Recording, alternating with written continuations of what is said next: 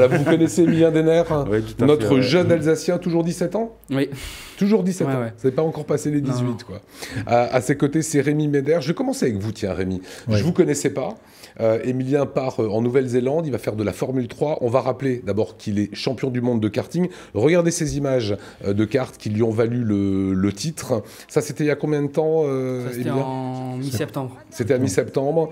Tu te fais passer à un moment donné, tu redoubles le gars et tu vas terminer premier. Et Rémi Médère, vous savez très bien que le sport auto, ça coûte cher. Pourquoi vous avez décidé d'accompagner Emilien dans la suite de sa carrière? Mais c'est très simple parce que j'ai vu les exploits qu'il a fait en peu de temps. Et je suis ancien sportif, je suis ancien coureur cycliste. Et j'ai vu l'effort qu'il fait et la consécration que toute la famille qu'il y a derrière pour l'amener dans les compétitions, dans les meilleures conditions.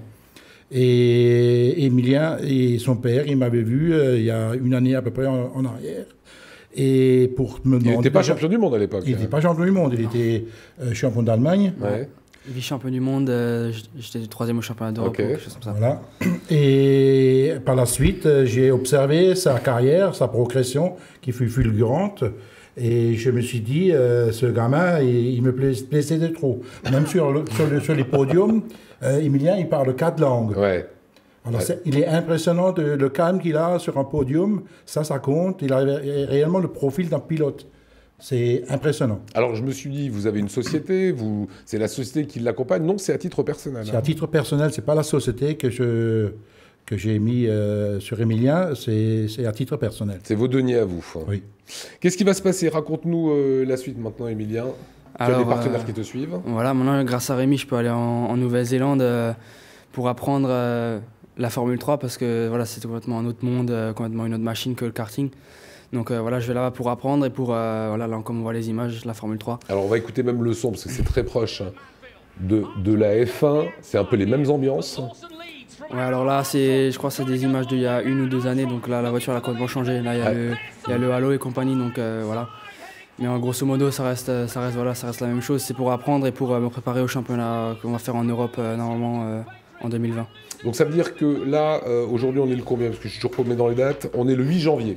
Quand est-ce que tu pars en Nouvelle-Zélande? Le 9. Donc Demain. Voilà. On est en direct, il est 19h34, pile poil. Demain, tu pars en Nouvelle-Zélande. Ouais. Ça coûte super cher de partir en Nouvelle-Zélande. Ouais, c'est clair. Bah, déjà, même les voyages cette année en karting en Europe, tout le temps par-ci par-là, c'est déjà un gros budget. Voilà. Et là, en Nouvelle-Zélande, encore, en plus, je pars pour 6 semaines. Donc, c'est pas un petit voyage. Donc, voilà, Qui t'accompagne? Tu pars tout seul? Au début, mon père m'accompagne et après, on verra. Après, on verra. Parce qu'il a aussi encore du travail à faire ici pour chercher encore des autres investisseurs, etc. Voilà, c'est ça qui est compliqué finalement. On peut avoir un talent de génie, Rémi, et s'il n'y a pas derrière quelqu'un qui accompagne, qui met au bout, qui croit aussi dans le pilote, il n'y a rien à faire. Aujourd'hui, dans le métier de pilote, il faut avoir des accompagnateurs, des sponsors, des investisseurs. Autrement, ce n'est pas possible de devenir pilote de Formule 1. Il faut minimum plusieurs millions d'investissements pour pouvoir le faire. Avec des simples sponsoring, ça ne suffira pas. Ça veut dire qu'il y aura les couleurs de Rémi à un moment donné qui seront sur votre casque, ici, là, etc. Ouais. Ouais, sûrement, ouais.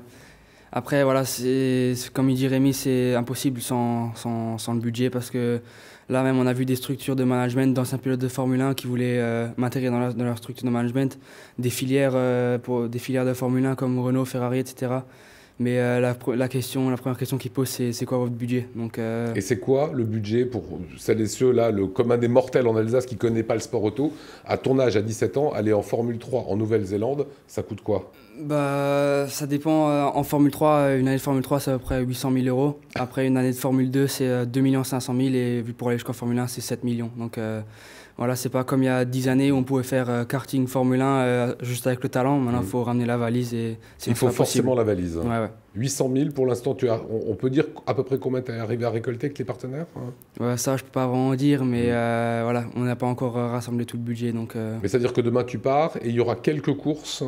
Pour l'instant, tu pars pour faire combien de courses en Nouvelle-Zélande? Là, bah, je pars pour 6 semaines et il y a une course chaque semaine. Donc j'arrive une semaine avant pour me préparer avec le décalage horaire, etc. Ouais. Et après, il y a 5 semaines, des courses toute la semaine. Toute la semaine. Ouais. Et on sait que le premier concurrent d'un pilote, c'est son coéquipier. Tu connais tes coéquipiers? Ouais, alors j'ai 2 coéquipiers qui font de la Formule 2, donc c'est l'idéal pour apprendre, quoi. J'aurai leur data, leur télémétrie, etc. Donc pour moi, c'est l'idéal pour apprendre. D'accord, il faudra être devant eux. Voilà. Voilà. Qu'est-ce que vous attendez d'Emilien, Rémi? Mais moi, j'attends sa progression. Il a déjà prouvé parce qu'il a fait des tests à Abu Dhabi, à Monza, à Barcelone et à Valence. Et tous les ingénieurs et les pilotes qui l'ont côtoyé, ils ont vu en Emilien que c'est un futur grand champion, qu'il est capable de réaliser le rêve d'aller vers la Formule 1. Donc on a eu un Sébastien Loeb en rallye, et vous êtes le mécène, l'un des mécènes qui vous dites le petit, on peut l'amener en F1? Oui. Là, Eric et Emilien, ils ont rencontré... Eric, c'est le papa. Hein. Eric, c'est son papa. Ils ont rencontré Olivier Panis vendredi. Ancien pilote de F1. Avec des grands du pilotage Formule 1, dont je ne peux pas les citer tous les noms, mais il y avait également, à leur remise des prix, tu avais vu... Pierre Gasly, ouais, etc. Même Panis, ouais, qui ont dit quoi, que c'est un futur grand? Oui, Alain Prost et compagnie. D'accord. Alors et regardez. on a de très bons contacts avec eux actuellement. Là. Le site internet d'Emilien Dennerp, s'il nous reste une dizaine de secondes. Là-dessus, vous pouvez avoir toutes les informations. Si vous avez une entreprise, vous avez envie de participer à l'éclosion d'un peut-être futur champion du monde, on croise les doigts. En tout cas, Emilien, on est avec toi. Merci.